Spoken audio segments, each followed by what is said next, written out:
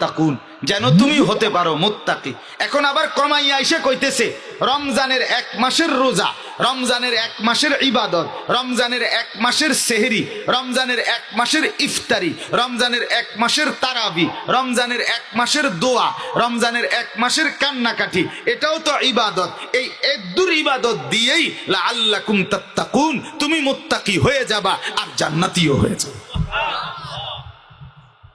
অতএব রমজানের 1 মাস দিয়েই 11 মাস দিয়ে যেই কোর্স এটা কমাইয়া আনছি, এটা 1 ফাইল দিয়েই 1 মাস দিয়েই মুত্তাকি তোমারে বানিয়ে দেব, আর মুত্তাকি হলেই তুমি জান্নাতি।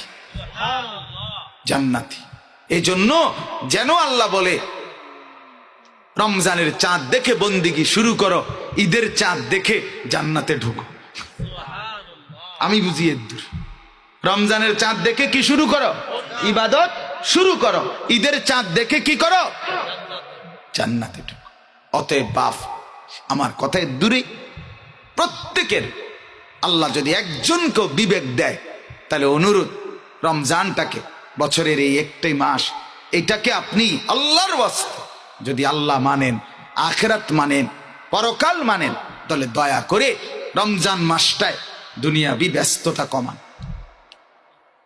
দুনিয়াবি উপার্জনের নেশা, দুনিয়ার ব্যস্ততা কমান, গুনাহ একদম ছেড়ে দেন বাপ, একদম গুনাহ ছেড়ে দেন, একদম গুনাহ ছেড়ে দেন। আল্লাহ কোরআনে বলছে, ওই মাত্র যেটা তর্জমা বলছি, যে মুত্তাকিকে যখন জান্নাতের সামনে ফেরেশতারা আনবে, তো জান্নাতের কয়টা দরজা খুলবে? সবগুলো দরজা খুলবে। ওয়াফুতিহাত আবওয়াবুহা। ঠিক নবীজিও বলছে, নবীজিও এই হাদিস বলছে, রমজান মাস যখন আসে তো সবগুলো জান্নাতের দরজা খুলে যায়। তাহলে ওই যে মুত্তাকির জন্য সব দরজা খুলে, রমজান মাসেও সব দরজা খুলে। তার মানে আল্লাহ মূলত রমজান দিয়া তার বান্দাকে মুত্তাকি বানাবে, আর সবগুলো জান্নাতের দরজা খুলে তার যেই কোনো দরজা দিয়া জান্নাতেই শুধু ঢুকাবে। অতএব দয়া করে কদর করেন, কদর করেন, কদর করেন আল্লাহর ওয়াস্তে, আল্লাহর ওয়াস্তে রমজানকে কদর করেন, গুনাহ বন্ধ করে দেন। রমজান মাসের যখন চাঁদ উঠে, আল্লাহর কসম, আল্লাহর একজন ফেরেশতা ডাক দিয়ে বলে গোটা পৃথিবীবাসীকে, ইয়া বাগিয়াল খাইরি আকবিল, ও তোমরা যারা যারা নেক কাজ করতে আগ্রহী, এগিয়ে আসো, এগিয়ে আসো। ইয়া বাগিয়া শাররি আকসির আদবির, তোমরা যারা যারা গুনাহ করতে আগ্রহী, আল্লাহর নাফরমানি, তোমরা পিছে হটো, তোমরা থেমে যাও, তোমরা পিছে সরো।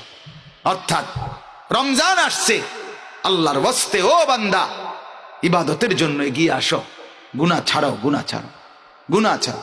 অতএব মাহে রমজানে ঘরের মধ্যে টেলিভিশন টোটাল বন্ধ করে দেন। মাহে রমজানে আল্লাহর দোহাই, বিবি ছেলে মেয়েকে বাজারে আর মার্কেটে ছাইরেন না, ছাইরেন না বাপ।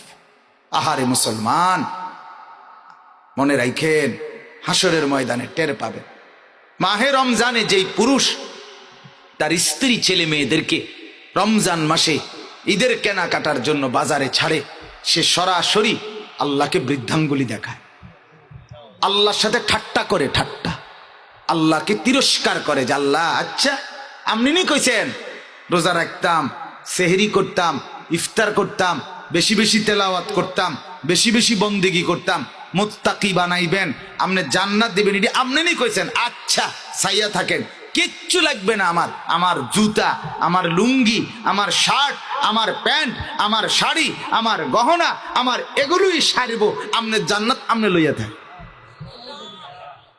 কি এটা বুঝায় না? এই বেয়াদব নাফরমান এই পুরুষ মহিলা এটা বুঝায় না আল্লাহকে? সে তো এটাই বুঝায় যে আমি আপনার আখিরাত দিয়ে আমি কি করব, আমার ফিন্দার জুতা নাই, আমি জান্নাত দিয়ে করব কি, আমার ফ্যান লাগবে, আমি জান্নাত কিনবো, নাউযুবিল্লাহ। অথচ উচিত ছিল দুশ্মন, এই জন্য দুশ্মন বছরে একটা মাস, বছরে একটা মাস, বছরে একটা ঈদ, বছরে একটা ঈদ, এই কইয়া এমন শয়তানি মাথা ঢুকাইছে যে বছরে একটা ঈদ নতুন জামা, নতুন প্যান্ট, নতুন শাড়ি, নতুন গহনা, এগুলোও কিনবে। কিন্তু কিনবে কখন? রমজান মাসে। সম্পূর্ণভাবে ইবলিস, শয়তান এটা আমাদের মাথার মধ্যে ঢুকেছে। বছরে একটা ঈদ, বছরে একটা ঈদ।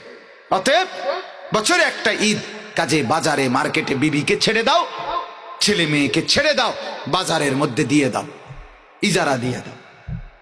নাউযুবিল্লাহ। অতএব দয়া করে গুনাহ ছেড়ে দেন, নাফরমানি ছেড়ে দেন। রমজান মাসটাকে ইবাদতের মাধ্যমে কাটাইবার জন্য, জান্নাতি হওয়ার জন্য, মুত্তাকি হওয়ার জন্য দৃঢ় সিদ্ধান্ত নেন। বলেন ইনশাআল্লাহ। কি কি করবেন? 1 নাম্বার, রমজানের চাঁদ উঠবে, আপনি কি কি করবেন? মোটা দাগের 1 নাম্বার করবেন, যখনই চাঁদ উঠবে তো সেদিন থেকে পুরা 1 মাস 20 রাকাত তারাবির নামাজ পূর্ণ পড়বেন। বলেন ইনশাআল্লাহ, বলেন ইনশাআল্লাহ। 2 নাম্বার, প্রত্যেক দিন ভোর রাত্রে সেহরি খাইতে যে উঠবেন, কমপক্ষে 2 রাকাত বা 4 রাকাত নফল নামাজ পড়ে অল্প একটু 2-4 মিনিটের জন্য হলেও আল্লাহর কাছে চোখের পানি ফেলে, রোনা জারি করে, কান্না না আসুক এমনিতেই আল্লাহর কাছে গুনাহ মাফ চাইবেন। এরপরে সেহরি খাবেন। ফজরের নামাজ থেকে এশার নামাজ পর্যন্ত 5 ওয়াক্ত নামাজ জামাতের সাথে পড়বেন। বলেন ইনশাআল্লাহ, বলেন ইনশাআল্লাহ। ঘুম থেকে উঠে এরপরে সারা দিনে 3 কাজ করবেন বেশি বেশি। 1, আল্লাহ তাআলার জিকির করবেন। 2, দোয়া করবেন। 3, নফল ইবাদত করবেন। কোরআনুল কারীমের তিলাওয়াত এর মধ্যে অন্যতম। কোরআন তিলাওয়াত, নফল নামাজ, বারবার জোহরের পরে আরো নফল পড়েন, আসরের আগে, আপনার জোহরের পরে, মাগরিবের পরে আরো কিছু নফল পড়েন, আওয়াবিন পড়েন, সকালবেলা ঘুম থেকে উঠে আরো কিছু নফল পড়েন। নফল পড়বেন, জিকির করবেন, এরপরে কোরআনুল কারীমের তেলাওয়াত করবেন, আল্লাহ তাআলার কাছে দোয়া করতে থাকবেন। নবীজি সেগুলোরে কমাইয়া দিছে। 4টা জিনিস বলছে। 1, আল্লাহ নবী সাল্লাল্লাহু আলাইহি ওয়াসাল্লাম বলেন, রমজানের সারা দিন সারা রাত সারাক্ষণ চলতে ফিরতে উঠতে বসতে 4টা আমল বেশি বেশি করো। 1 নাম্বার হলো লা ইলাহা ইল্লাল্লাহ, এই কালেমার জিকির বেশি বেশি করো। লা ইলাহা ইল্লাল্লাহ, লা ইলাহা ইল্লাল্লাহ, লা ইলাহা ইল্লাল্লাহ, লা ইলাহা ইল্লাল্লাহ। এটা এমন একটা কালেমা যেই কালেমার প্রতিটা অক্ষর উচ্চারণ করতে ঠোঁট মিলাইতে হয় না, শক্ত করতে হয় না, চাপ দিতে হয় না, একবার স্বাভাবিকভাবে জিহ্বা দিয়ে বের হওয়ার মতো সবচেয়ে সহজ কালেমা লা ইলাহা ইল্লাল্লাহ। এইটা পড়ো। 2, আল্লাহর কাছে ইস্তিগফার করো, আল্লাহ মাফ করে দেন, আল্লাহ মাফ করে দেন। অথবা আস্তাগফিরুল্লাহ, আস্তাগফিরুল্লাহ, আস্তাগফিরুল্লাহ, আস্তাগফিরুল্লাহ, এটাই পড়েন। আতুবু ইলাইহি ওয়া আতুবু ইলাইহি, এটাও মিলায়া পড়েন। অথবা আরো বড় করে পড়েন, আস্তাগফিরুল্লাহাল্লাযী লা ইলাহা ইল্লা হুয়াল হাইয়ুল কাইয়্যুম ওয়া আতুবু ইলাইহি। অথবা পড়েন, আস্তাগফিরুল্লাহ রাব্বী মিন কুল্লি যামবিন ওয়া আতুবু ইলাইহি, লা হাওলা ওয়ালা কুওয়াতা ইল্লা বিল্লাহিল আলিয়্যিল আযীম। অথবা কমপক্ষে শুধু আস্তাগফিরুল্লাহ। তাহলে 1 নাম্বার কি? লা ইলাহা ইল্লাল্লাহ। 2 নাম্বার আস্তাগফিরুল্লাহ। 3 নাম্বার আল্লাহর কাছে জান্নাত। নবীজি বলছে, আল্লাহর কাছে জান্নাত চাও, জাহান্নাম থেকে পানাহ চাও। আল্লাহ জান্নাত দেন, আল্লাহ জাহান্নাম থেকে বাঁচিয়ে দেন।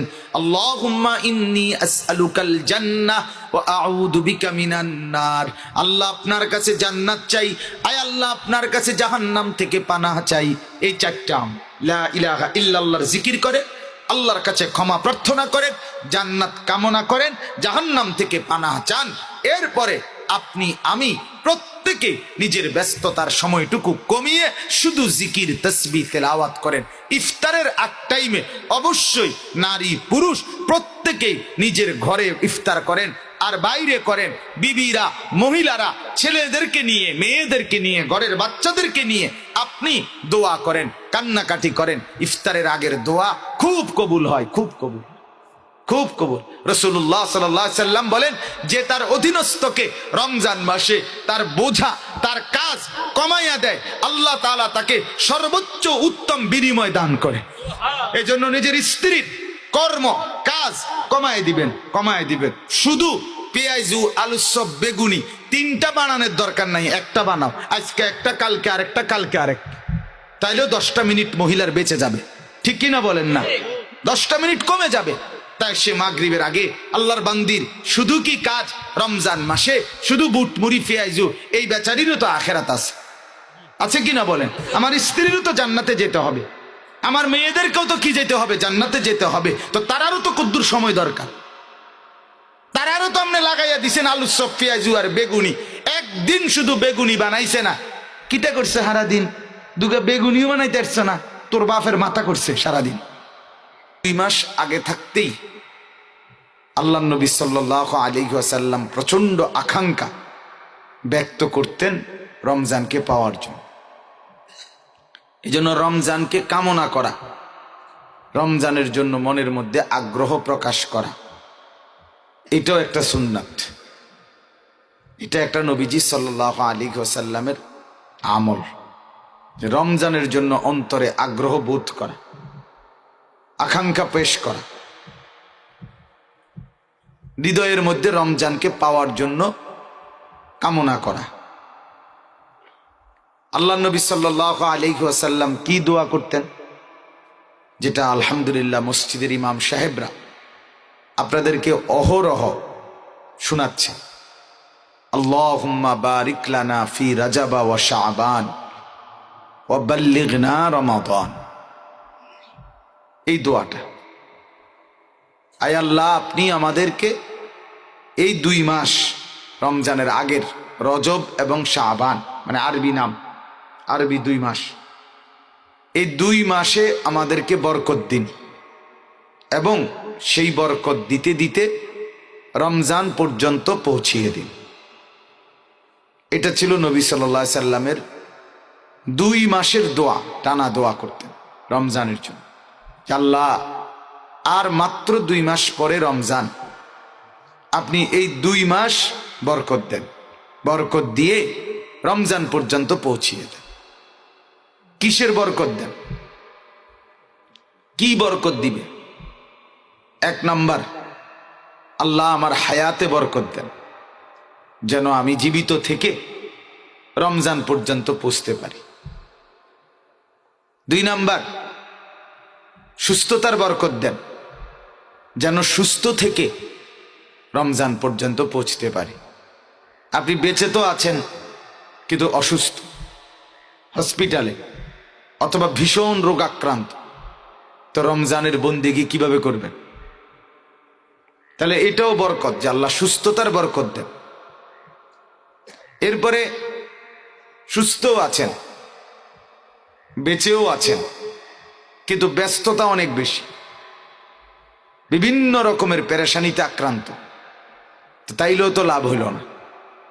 তাইলে চিন্তা মুক্ত, পেরেশানি মুক্ত থাকার মতো বরকত দান করে, অর্থাৎ এমন ভাবে যেন মাসটা পৌঁছতে পারি যে আমার অতিরিক্ত কোনো ঝামেলা, অপ্রয়োজনীয় কোনো পেরেশানি নাই, এরকম। এরপরে মনে করেন রিজিকে বরকত দেন, অর্থাৎ মাহে রমজান ইবাদতের জন্য